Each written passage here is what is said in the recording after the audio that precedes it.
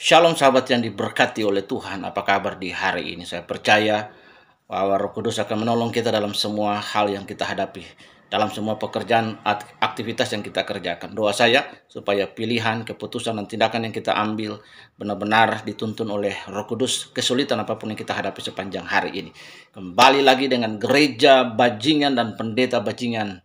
Kita akan sampai pada poin yang ke-6 hari ini. Hari ini poin yang ke-6 adalah prayer and word study are replaced by formula. Artinya doa dan studi Alkitab, belajar Alkitab diganti, dirubah dengan formula yang kesannya sepertinya itu firman Tuhan, tetapi bukan firman Tuhan. Mengapa doa menjadi hal yang paling penting di dalam gereja Tuhan? Yang pertama adalah bahwa Yesus sendiri mengajarkan kita untuk berdoa. Dan Yesus juga berdoa. Karena dengan berdoa, maka kita berrelasi dengan Allah. Markus pasal 1 ayat 35, in the early morning, pagi-pagi benar, Jesus separates his own self from his disciple.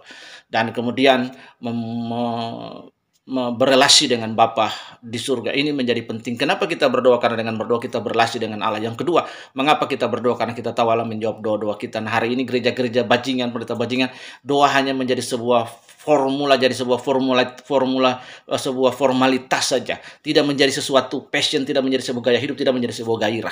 Yang ketiga, mengapa kita berdoa? Karena saya percaya dan saya punya pengalaman, dan banyak hamba Tuhan, banyak orang-orang hebat punya pengalaman ketika mereka berdoa segala sesuatu menjadi lebih efektif. Lalu mengapa kita harus belajar Alkitab?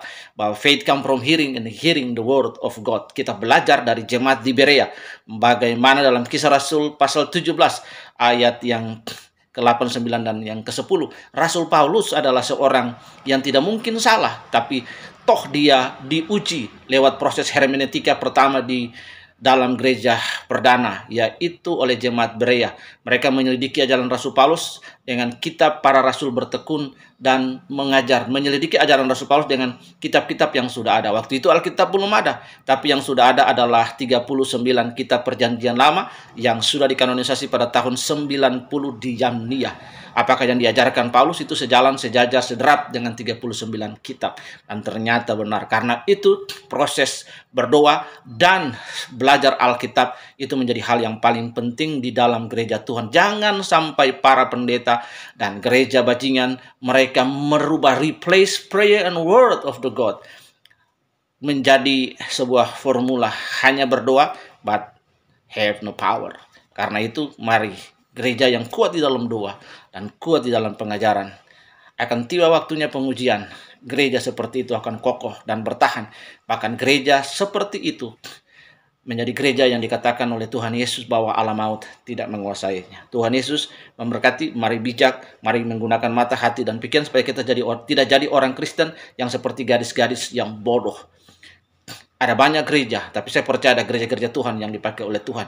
Jangan pernah mengikuti gereja bajingan dan kemudian pendeta bajingan. Tuhan Yesus memberkati. Shalom.